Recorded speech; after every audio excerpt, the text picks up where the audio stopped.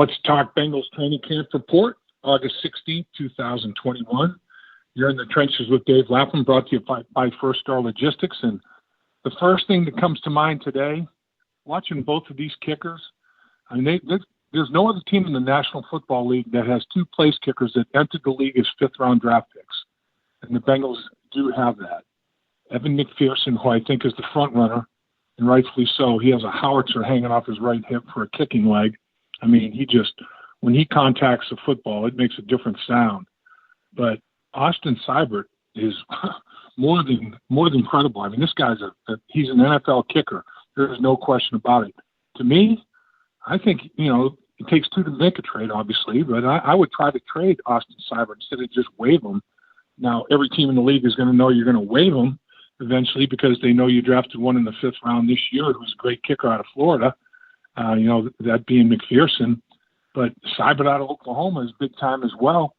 And now you're taking a chance. If you have a kicking need and you're taking a chance off the waiver wire, is the reverse order, just like the draft of where you finish. So the teams at the bottom, they have more of a kicking need than you if you're not a team that finished with one of the poorer records in the league.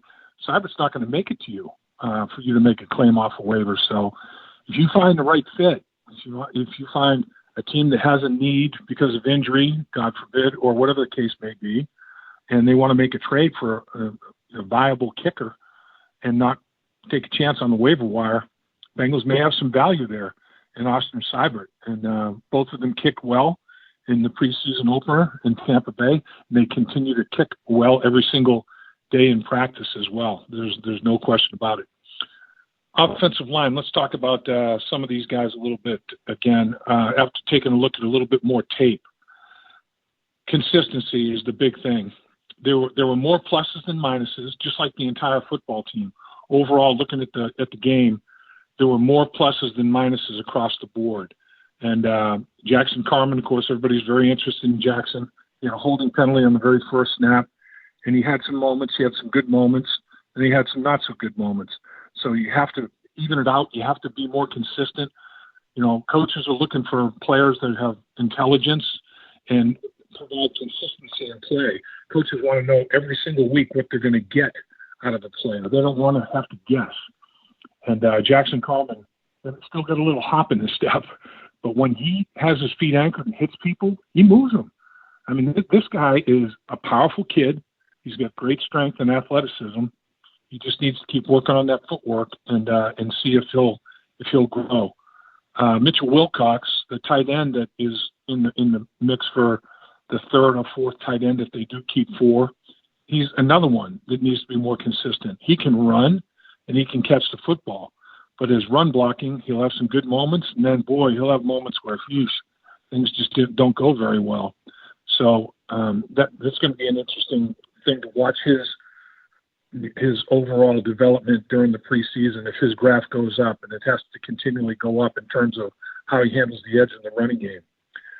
Watching Tyler Shelvin, he played better than he practices. That's for sure.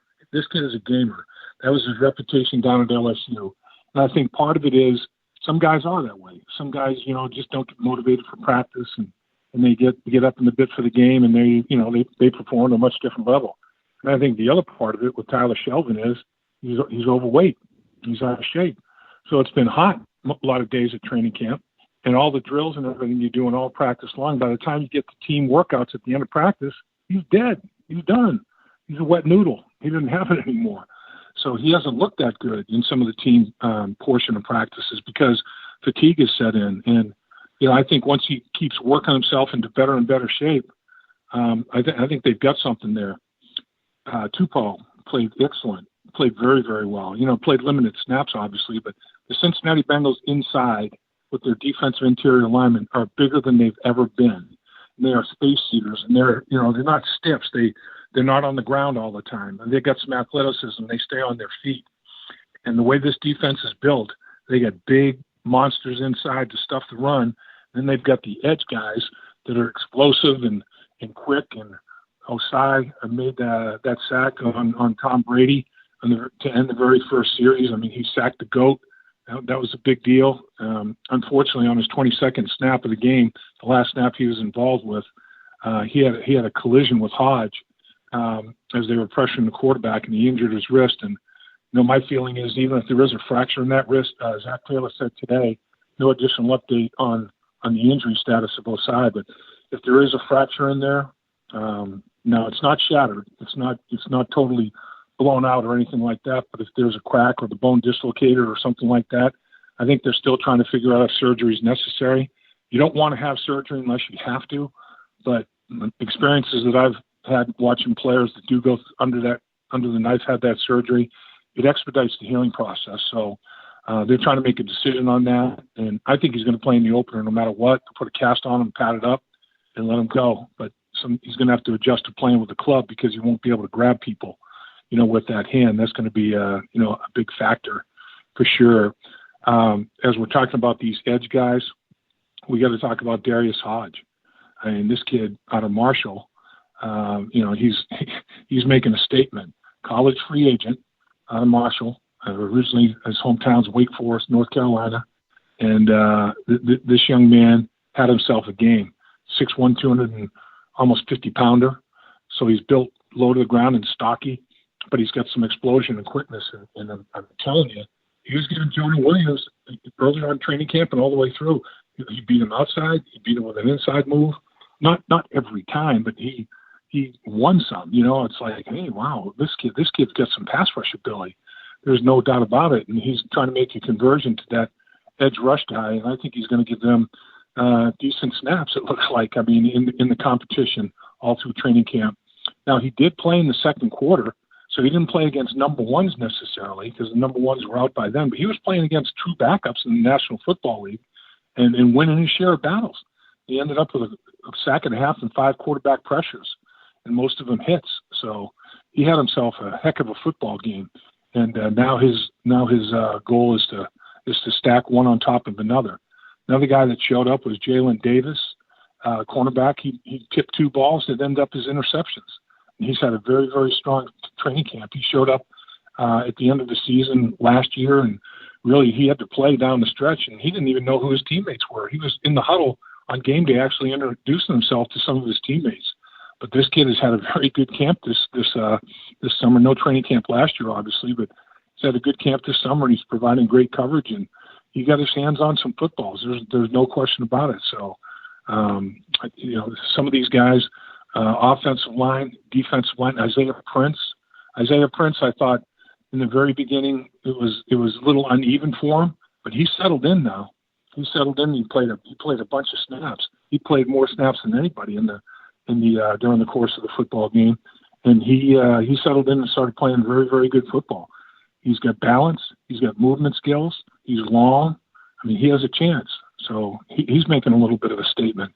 And Fred Johnson is going to have to step up and show something in this next preseason game because Isaiah Prince put good tape on the first preseason game he played in. There's a battle for that swing tackle, that third tackle spot. So, and then, of course, the other offensive lineman that is making a push to be on the 53-man roster and even the 46-man roster on game day, Deontay Smith. Deontay played quite a bit at left guard, a bunch of snaps at the left guard position, and he also played left tackle at the end of the football game. So he's showing Frank Pollock the position versatility that he's going to have, even if he is a starter. If there is an injury, it's good that your starters can play more than one position. And if you're not a starter, you have to play more than one position. Because you may be, the next guy in at guard or tackle, for example, or center or guard. So other news that took place today, Joe Burrow was ruled out of preseason game number 2. No surprise there. He's not going to play in preseason game number 2, but I still think that there may be a possibility for that game against the Miami Dolphins here in Cincinnati, 4 o'clock on Sunday, that Joe Burrow go out there and for not very long, just for a few snaps. The crowd goes crazy. There's a lot of energy and enthusiasm going in that stadium, and that'll help guys playing that preseason game. So I wouldn't necessarily rule it out at this point, but he's not going to be playing in Washington for sure. And it will be interesting to see the third preseason game, or this is preseason game number 2, but it's basically what used to be the third preseason game of 4. This is 2 of 3. Do you treat this like your dress rehearsal? Do you play your starters a little bit longer? I'm not sure they'll play their starters through an entire half. Let them cool down, warm back up, and play the second half. They may not play that much, but they're going to play a whole heck of a lot more than they did in game one. The defense was in there for a 6 and out. Tampa got 1 first down on a third down catch by Giovanni Bernard, and then the sack on third down in the next sequence of plays by Ossai and Brady got Tampa Bay off the football field, and the defense, a lot of number ones in the defense sat down for the night. Now, they'll play a lot more than that in preseason game number 2. But I still think preseason game number 3 is when a lot of the guys who are fighting for spots, roster spots, it's going to be a big evaluation game. I don't see preseason game number 3 being the dress rehearsal necessarily because you don't have any more games. You do have a week off, obviously. They're collectively bargained. They have a week off before the season opener. All 32 teams in the NFL have that same thing. But I do think that it'll be interesting to see how the coaches space out these 3 preseason games in terms of playing time. That's going to be very interesting. We already talked about the running backs, how they, watching them on tape. The one thing that I guess if I'm going to make a criticism on Evans, the only criticism I would make is that he tried to hit a home run every time he ran the outside zone of the stretch play, and they had 5 tackles for loss. The Tampa Bay Buccaneers, 4 of them were with Chris Evans running the football. So at some point you have to put your foot in the ground and get up the football field and get back to the line of scrimmage. Don't just keep bouncing it toward the sideline and take a tackle for loss. You can't do that in the National Football League. But he did show that in the touchdown run and a certain yardage zone before that he can lower his pads, get a good low pad level, and hit it up in there. So he just needs to make a quicker decision on when to plant that right foot. If he's running a stretch play to the right, plant that right foot and get up the football field and cut back, whatever. Just get vertical and don't take those tackles for loss. Other than that, he played very, very well. And then obviously again, Patrick, the big back, 6'2", 230-plus pounder. He ran some people over. Maybe you play him a little bit earlier in the football game and get him in there against better competition in the evaluation process. So that's what the coaches are going through now. I don't think there'll necessarily be much of a huge game plan for the Washington football team. But today they went out with just what they call shells.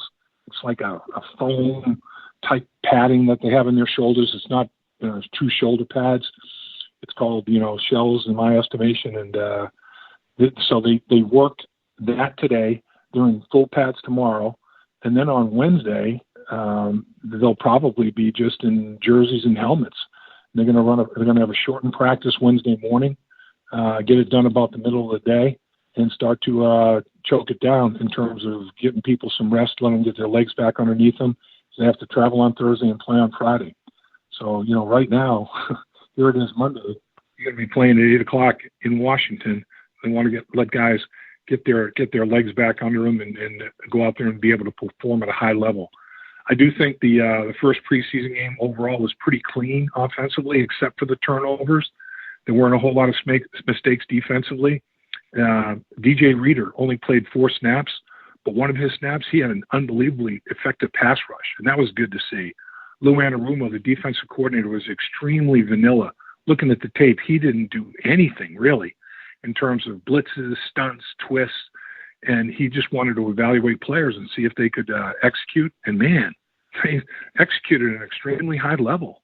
They held Tampa to under 30 yards rushing, 159 yards total offense, 3.7 yards per play, and only 6 points.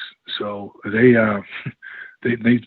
showed up, and it wasn't because of scheme. It wasn't a big, we're going to beat you with schematic. It's like line up and let me see who's a better player. Linebackers come downhill, get off blocks. Defensive linemen hold the fort on the 2 gap, and that's the other thing about Shelton. When they single blocked him, no baby, no, he wasn't losing those battles. They had to double team Shelton to get some movement on him. That was a good thing to see. Today's practice,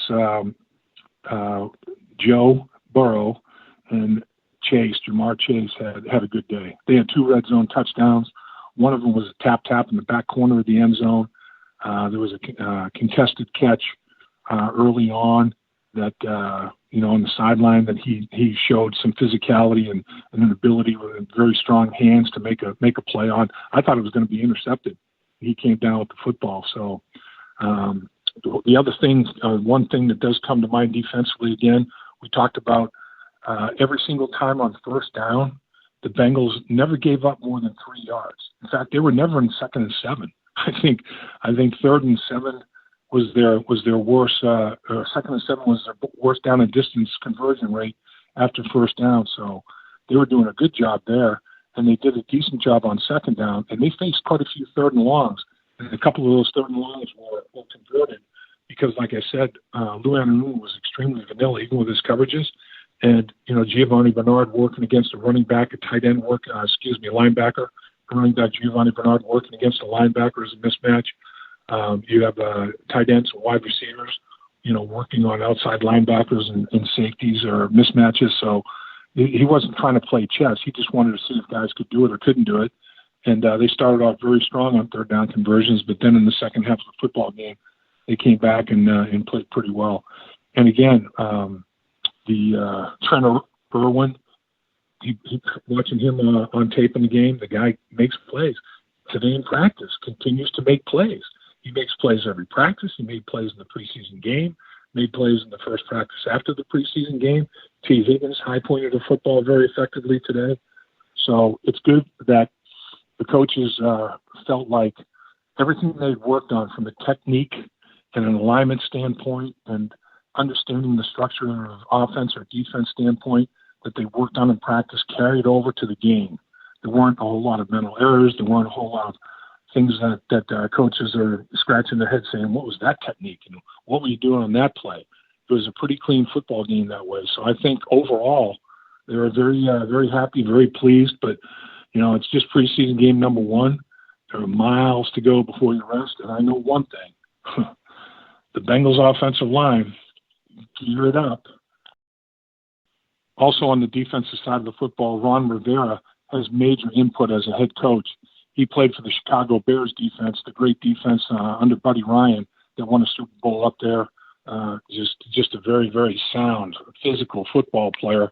And he's been a defensive coordinator around the National Football League, the head coach with the Carolina Panthers, and now the head coach of the Washington football team. He knows how to put together a defense and how to call defensive plays as well. So that coaching staff is very, very strong on the defensive side of the football.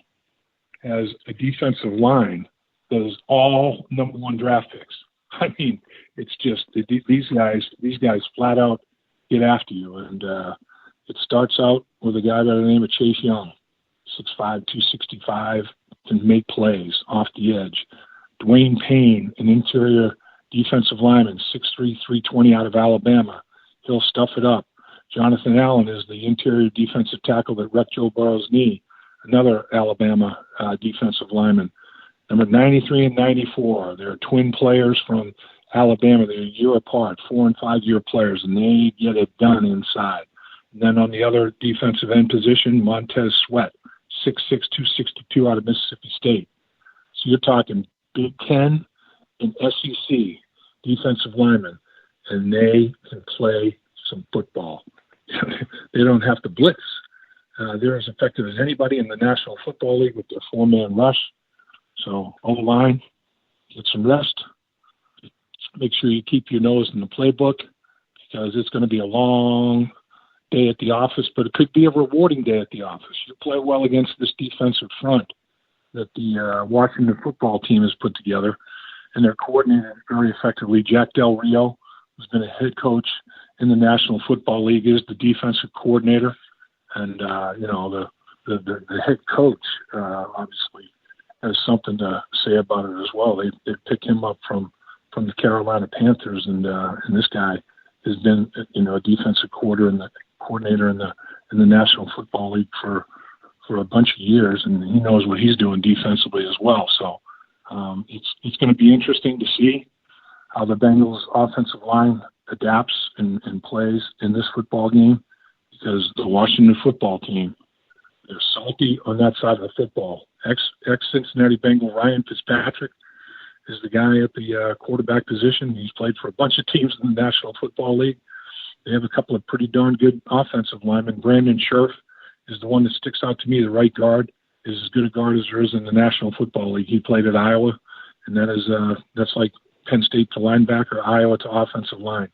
They just crank them out. And so it's going to be interesting to see in the trenches.